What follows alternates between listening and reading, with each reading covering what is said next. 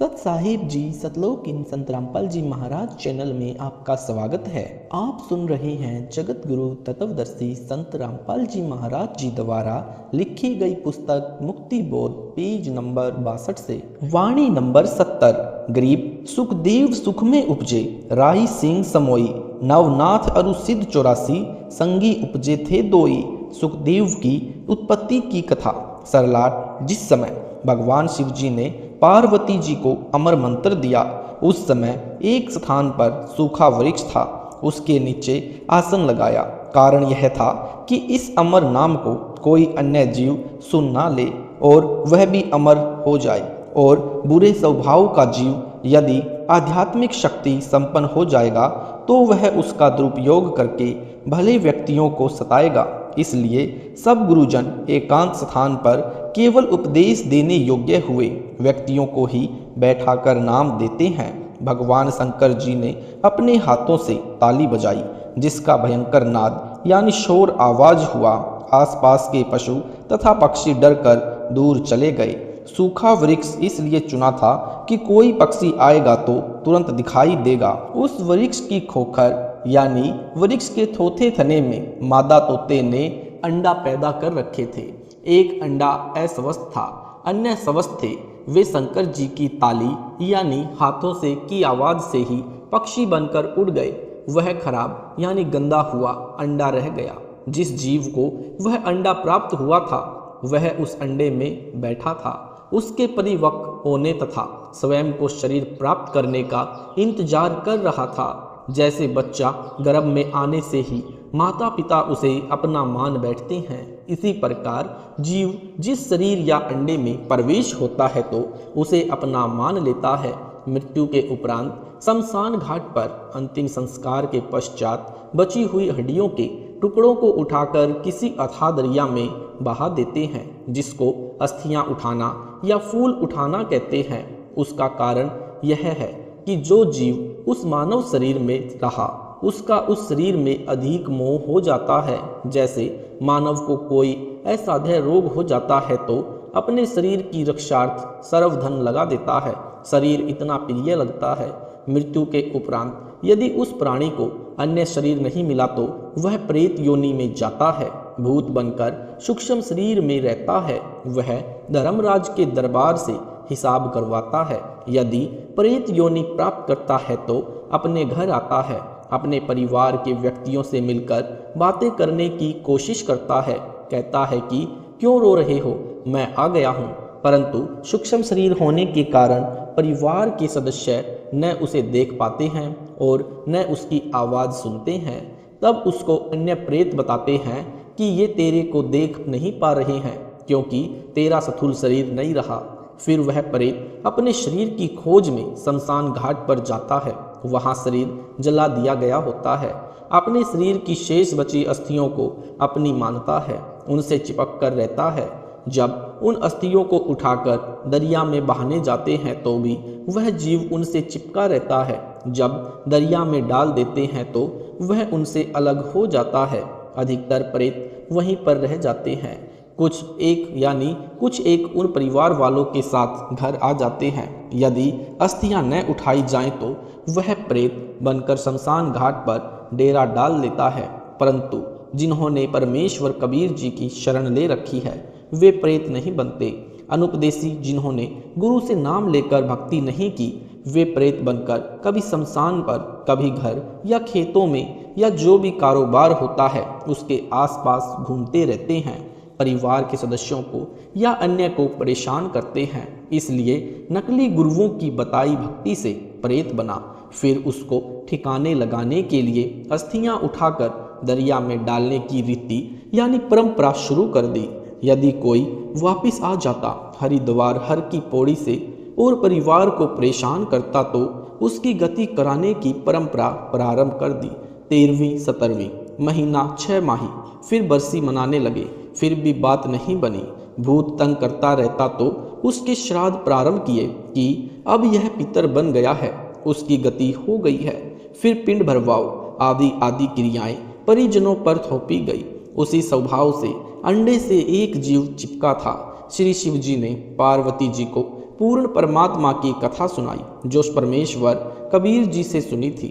फिर प्रथम मंत्र देवी पार्वती जी को सुनाया। कमलों का भेद बताने लगे। पार्वती जी समाधिस्थ हो गई। पहले तो हाँ हूँ कर रही थी, बाद में वह गंदा यानी खराब अंडा स्वस्थ होकर उसमें तोते का बच्चा बन गया और हाँ हाँ करने लगा। Page number 63। आवाज में अंतर जानकर शिवजी ने पार्वती की ओर देखा तो वह तो समाधि में थी। अंतर्दृष्टि से देखा तो एक तोता सर्व ज्ञान सुन चुका था। शिवजी उस तोते को मारने के लिए उठे तो वह तोता उड़ चला। शिवजी भी आकाश मार्ग से उसका पीछा करने लगे। वेद व्यास ऋषि जी की पत्नी ने जम्भाई ली तो उसके मुख के द्वार तोते वाला जीव उस ऋषि की पत्नी के शरीर में गर्भ में चला गया। तोते वाला शरीर वही त्याग दिया। शिव जी सब देख रहे थे। शिव जी ने वेद व्यास जी की पत्नी से कहा कि आपके गर्भ में मेरे ज्ञान व भक्ति मंत्र का चोर है। उसने अमर कथा सुन ली है, वह भी अमर हो गया है, यानी जितना अमरत्व उस मंत्र से होता है। व्यास जी भी वहीं आ गए तथा शिव जी को प्रणाम किया। आने का कारण जाना तो कहा कि हे भोलेनाथ, आप कह रहे हो कि वह अमर हो गया है। यदि वह जीव अमर हो गया है तो आप मार नहीं सकते। अब गर्भ में तो आप उसको बिल्कुल भी नहीं मार पाओगे। यह सुनकर शिव जी चले गए। पार्वती जी को समाधि से जगाया और अपने निवास पर चले गए। जिस स्थान पर शिव जी ने पार्वती जी को अमर मंत्र दिया था उस स्थान को अमरनाथ के नाम से जाना जाता है। 12 वर्ष तक व्यास जी की पत्नी को बच्चा उत्पन्न नहीं हुआ। तीनों देवता यानी श्री ब्रह्मा जी, श्री विष्णु जी और श्री शिव जी व्यास ऋषि जी की कुटी पर आए और गर्भ में बैठे जीव से कहा कि आप जन्म लो, बाहर आओ। गर्भ में जीव को अपने पूर्व के जन्मों का ज्ञान होता है। जीव ने कहा, स्वामियों, बाहर आते ही आपकी माया यानी गुणों का प्रभाव जीव को भूल पैदा कर देती है। जीव अपना उद्देश्य भूल जाता है। आप अपनी माया को कुछ देर रोको तो मैं बाहर आऊं। व्यास जी की पत्नी ने कहा कि मेरे गर्भ में लड़का है, मुझे किसी प्रकार का कष्ट नहीं है। इस लड़के ने सुख दिया है, इसका नाम मैं सुखदेव रखूंगी।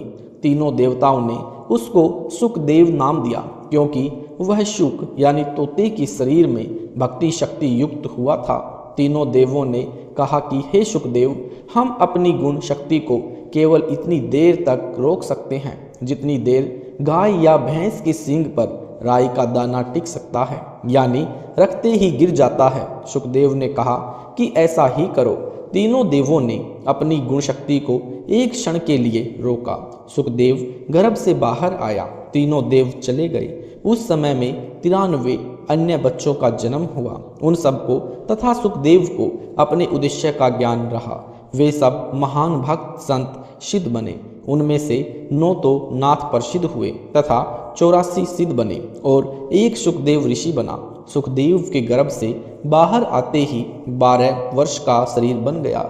वह उठकर अपनी ओर नाल को यानी जो नली माता जी की नाभि से बच्चे की नाभि से जुड़ी होती है उसके माध्यम से माता के शरीर से बच्चे की परवरिश होती है। उसकी लंबाई लगभग 1.5 फुट तक होती है। अपने कंधे पर डालकर चल पड़ा। यह विचार किया कि कहीं दूर जाकर काट फेंकूंगा। कारण यह था कि सुखदेव जी नहीं चाहते थे कि मेरा परिवार में मोह बढ़े और मैं भक्ति नहीं कर पाऊंगा। दूसरी ओर व्यास ऋषि ने कहा कि बेटा, हमने तेरे उत्पन्न होने की 12 वर्ष प्रतीक्षा की है। आप जाने की तैयारी कर रहे हो। हमने बेटे का क्या सुख देखा है, आप घर त्याग कर ना जाओ। सुखदेव ने कहा, ऋषि जी, आप वेद शास्त्रों के ज्ञाता विद्वान होकर भी मोह के दलदल में फंसे हो। मुझे भी फंसाने का प्रयत्न कर रहे हो। मेरे को अपने पूर्व जन्मों का ज्ञान है। अनेकों बार आप मेरे पिता बने, अनेकों बार मैं आपका पिता बना, अनेकों बार हमने 84 लाख प्राणियों के शरीरों में कष्ट उठाए। अब की बार मुझे मेरे लक्ष्य का ज्ञान है। मैं भक्ति करके अपना जन्म सफल करूंगा। यह वार्ता सुखदेव जी ने अपने माता पिता की ओर पीठ करके की और आकाश में उड़ गए। पूर्व जन्म की भक्ति से प्राप्त सिद्धि शक्ति बची थी उससे उड़ गया।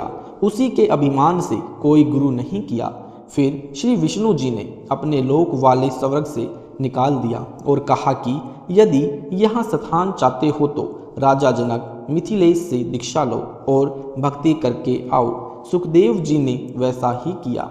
सुमरण के अंग की वाणी नंबर 71 से 76। गरीब ऐसा राम अगाध है, अविनाशी गहीर गंभीर, हदी जीवों से दूर है, बेहदियों के तीर। गरीब ऐसा राम अगाध है, बेकीमत करतार, शेष सहस फुनी रटत है, अजहू न पाया पार। गरीब ऐसा राम अगाध है, अपरंपार अथा, उर्मे कीर्तम ख्याल है, मोले अलख अलहा। गरीब ऐसा राम अगाध है, निर्भय निश्चल थीर, अनहद नाद अखंड धुनि, नाड़ी बिना शरीर। गरीब ऐसा राम अगाध है, बाजीगर भगवंत, निरसंद निर्मल देखिया, वार पार नहीं अंत। गरीब बार बरम बिन परख है, कीमत मोल न तोल, बिना उजन अनुराग है, बहुरंगी अनमोल। सरलार्थ, जो पूर्ण परमात्मा है वह ऐसा अगाध राम है, यानी सबसे आगे वाला, यानी अगाध का मतलब है सर्वोपरि, अविनाशी तथा गहर गंभीर, यानी समुद्र की तरह शक्ति से बड़ा गहरा है। वह हद जीवों यानी जो काल की सीमा वाले हैं, उसी काल ब्रह्म पर आश्रित हैं, उन जीवों से दूर है, उनको उसका ज्ञान नहीं है, इसलिए उनको उस अविनाशी परमेश्वर से कोई लाभ प्राप्त नहीं होता। जो बेहद के हैं, यानी जिन्होंने उस असीम शक्ति युक्त परमात्मा को जान लिया है, वह परमात्मा उनके साथ है। वह परमात्मा पारस पत्थर की तरह अनमोल यानी बेकीमत है। उस परमात्मा की प्राप्ति के लिए शास्त्र विधि रहित नाम यानी राम का जाप शेष नाग जी 1000 मुखों से जप कर रहा है। आज तक उनको भी अविनाशी परमात्मा का पार नहीं पाया है। परमेश्वर अपरंपार यानी अथाह समंदर की तरह अमित शक्ति संपन्न है। तत्व ज्ञान के अभाव से प्रत्येक ऋषि देव अपने उर यानी हृदय में, कीर्तम यानी कृत्रिम, कृत्रिम का मतलब है मन कल्पित, ख्याल यानी विचार से, मोला यानी परमात्मा, अलख अल्लाह यानी निराकार दिखाई न देने वाला मानते हैं। वह परमेश्वर अचल यानी निश्चल यानी अविनाशी है, निर्भय है। स्थिर का अर्थ भी स्थिर यानी निश्चल होता है। पद भाग में पदों की तथा रागों को पूर्ण करने के कारण ऐसे दोहरे शब्दों का प्रयोग किया जाता है। उस परमेश्वर के लोक में अखंड धुन बज रही है।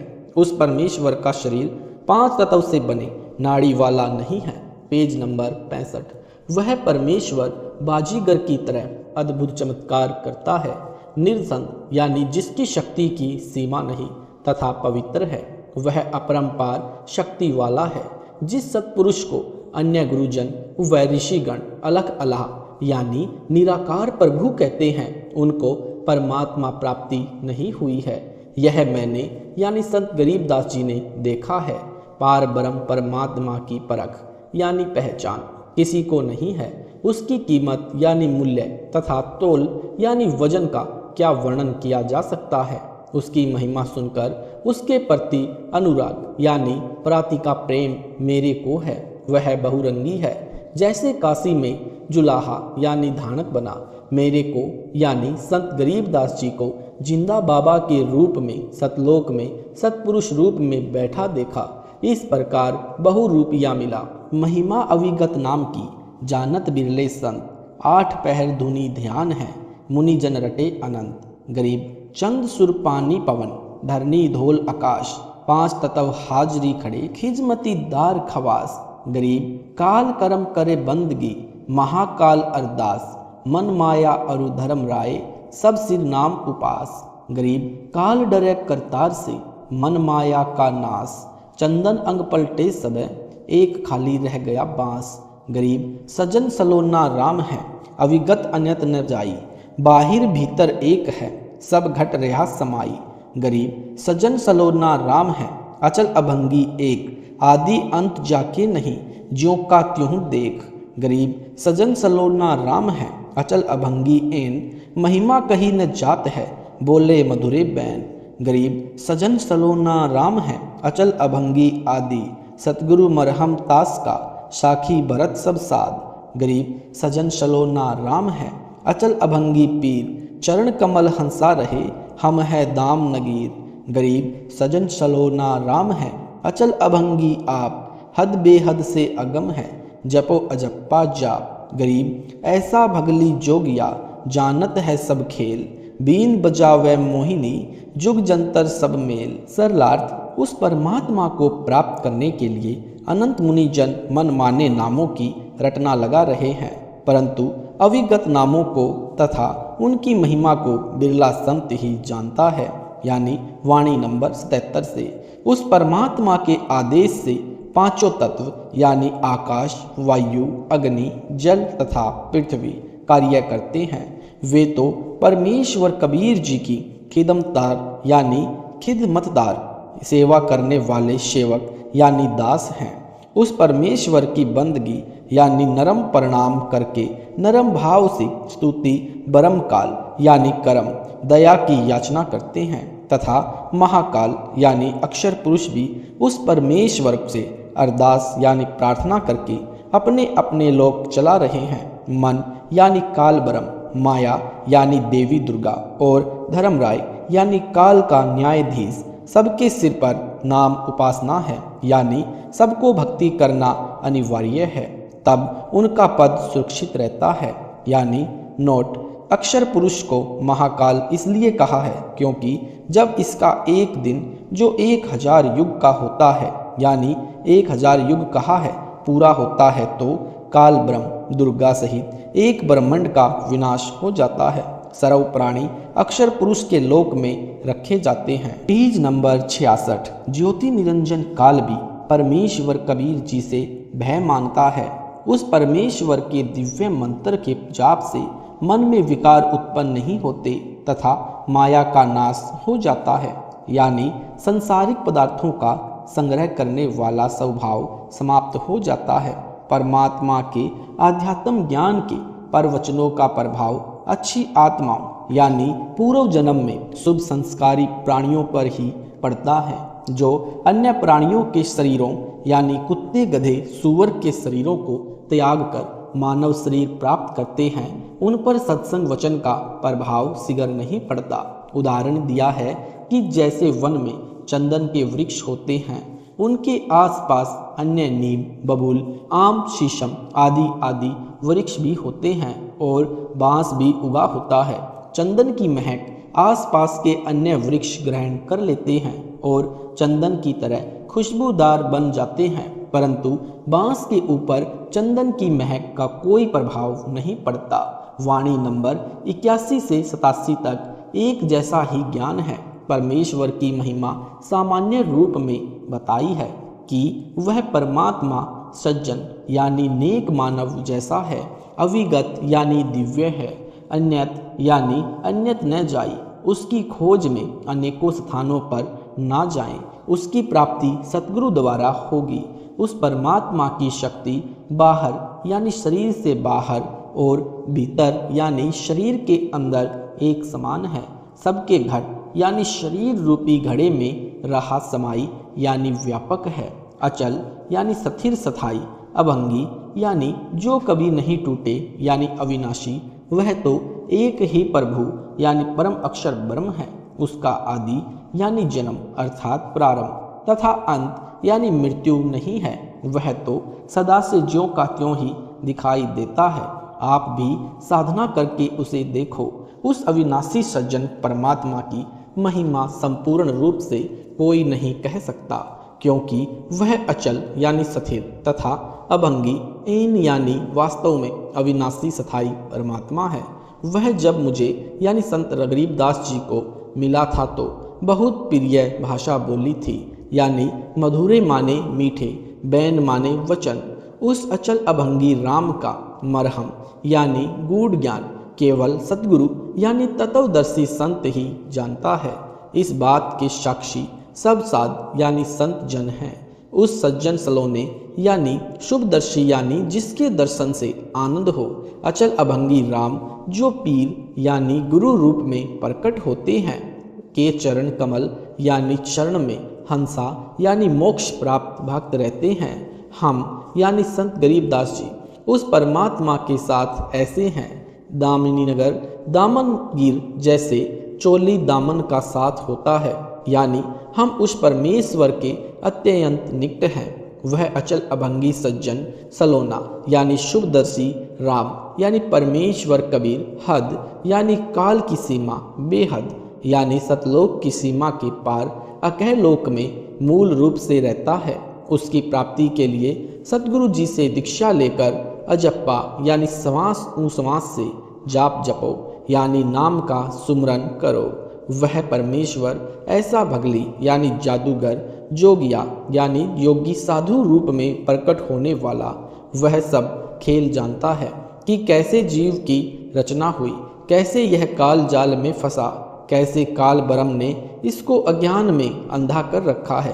काल का जीव को अपने जाल में फंसाए रखने का क्या उद्देश्य है, यानी उसको 1 लाख मानव शरीरधारी प्राणियों को नित खाना पड़ता है। Page number 67। कैसे जीव को काल जाल से छुड़वाया जा सकता है। बिन बजावे मोहिनी यानी काल प्रेरित सुंदर स्त्रियां भक्तों को कैसे मधुर वाणी बोलकर आकर्षित करती हैं। बीन बजाने का भावार्थ यह है कि जैसे सपेरा बीन यंत्र बजाकर सर्प को वश में करता है, ऐसे ही काल के आदेश से सुंदर परियां सुरीले गाने गाकर साधकों को अपने जाल में फंसाती है। वे सब जोग यानी सब विधि यानी जुगत से तथा जंत्र यानी अन्य अदाओं के जंत्र से अपनी ओर खींचती है, यानी सब आकर्षणों को मिलाकर जीव को फंसाती है। यानी जोग जुगत का अर्थ है योग युक्त करना, यानी अपने साथ जोड़ने की युक्ति लगाती है। जंत्र का अर्थ है आध्यात्मिक क्रिया भी करती है, इसे जंत्र मंत्र करना भी कहते हैं। वाणी नंबर 88 से 101। गरीब ब्रह्मादिक से मोहिया मोहे शेष गणेश शंकर की ताड़ी लगी अडिग समाधि हमेश। गरीब गण मंद्रब ज्ञानी गुनी अजब नबेला ने क्या महिमा कहूँ नाम की मिट गए सकल संदेह। गरीब सुन विदेशी बसी रहा हमरे नयने मंज अलख पलक में खलक है सतगुरु शब्द समझ। गरीब सुन विदेशी बसी रहा हमरे हृदय माही चंद सुर उगे नहीं निसी बासर तहा नाही। गरीब सुन विदेशी बसी रहा हमरे त्रिपुटी तीर शंख पदम छवि चांदनी बानी कोकिल कीर। गरीब सुन विदेशी रमी रहा सहस कमल दल बाग सोहम ध्यान समाधि धुनी तरती जन बेराग। गरीब सुमीरन तब ही जानिए जब रोम रोम धुन होई कुंज कमल में बैठकर माला फेरे सोई। गरीब सुरती सुमरनी हाथ ले नृत्य मिले निर्वाण रंगकार रमता लखे असली बंदगी ध्यान। गरीब अष्ट कमल दल शून्य है बाहिर भीतर शून्य रोम रोम में शून्य है जहाँ काल की धुन। गरीब तुम ही सोहम सुरती हो तुम ही मन और पौन इनमें दूसर कौन है आवे जाए सो कौन। गरीब इनमें दूसर कर्म है बंधी अविद्या गांठ 5-2500 ले गई अपने अपने बाँट। गरीब नाम बिना सुना नगर पर्या सकल में शोर लूटन लूटी बंदगी हो गया हंसा भोर। गरीब अगम निगम को खोज ले बुद्धि विवेक विचार उदय अस्त का राज दे तो बिन नाम बेगार। गरीब ऐसा कौन अभागिया करे जनक को भंग लोहे से कंचन भया पारस के सत्संग। सरलार्थ इन्हीं काल प्रेरित आत्माओं ने ब्रह्मादिक यानी ब्रह्मा विष्णु महेश को भी मोहित कर लिया, यानी अपने जाल में फंसा रखा है। शेष यानी अन्य बचे हुए गणेश जी भी स्त्री के संग में रहे। गणेश जी के 2 पुत्र थे, एक का नाम शुभम यानी शुभ, दूसरे का नाम लाभम यानी लाभ था। शंकर यानी शिव जी की अड़िग यानी विचलित न होने वाली समाधि यानी आंतरिक ध्यान लगी थी, जो हमेशा यानी सदा ध्यान में रहते हैं। उनको भी मोहिनी अप्सरा यानी स्वर्ग की देवती यानी स्वर्ग की देवी ने मोहित करके डगमग कर दिया था। सत साहिब जी, अगर आपको यह वीडियो अच्छा लगा है तो वीडियो को लाइक करें, शेयर करें, कमेंट करें। अगला पार्ट सुनने के लिए हमारे चैनल को सब्सक्राइब जरूर करें।